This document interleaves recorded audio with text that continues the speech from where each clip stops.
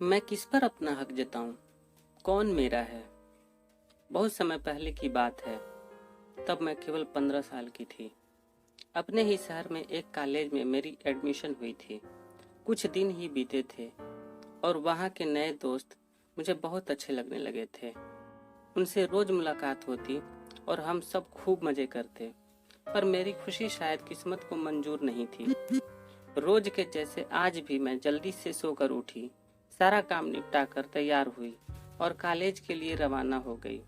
College lunch से पहले तक हम लोगों ने पढ़ाई की, फिर लंच में कुछ स्नैक्स लेने के लिए हम लोग बाहर निकले। थोड़ी दूर ही निकले थे कि कुछ नौजवान हम तीनों को एक साथ दबोचे। हम लोग कुछ बोल पाते कि इतने में एक गाड़ी ठीक हम लोगों के सामने आकर खड़ी हुई। दरवाजा खुला और हम लोगों को धक्का देकर अंदर कर दिया और आंखों पर पट्टी बांध दी गई। शहर से लगभग 25 किलोमीटर की दूरी पर एक वेयर हाउस में गाड़ी रुकी।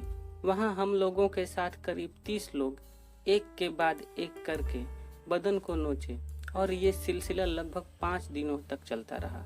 समय बीता और हम लोगों को पट्टी बांधकर हमारे होम टाउन छोड़ दिया गया।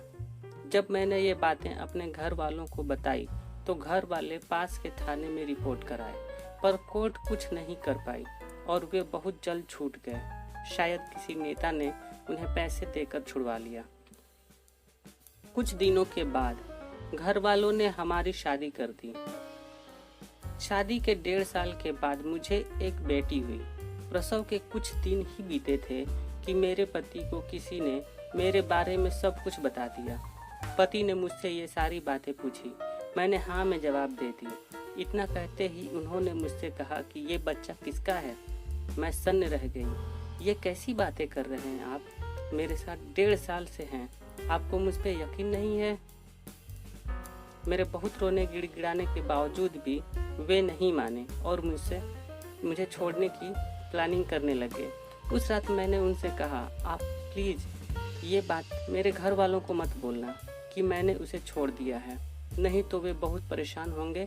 मैं कल सुबह खुद ही निकल जाऊंगी। आप कुछ पैसे मुझे दे दीजिए। सुबह होने से पहले मैं घर छोड़कर चली जाऊंगी। अपने ससुराल वालों और अपने होम टाउन से बहुत दूर जैसे तैसे मैं नए शहर में काम ढूंढी और अपना गुजारा करने लगी।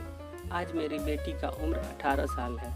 आज मेरी बेटी प्राइवेट जॉब करती है जिससे हम दोनों का गुजर बसर होता है।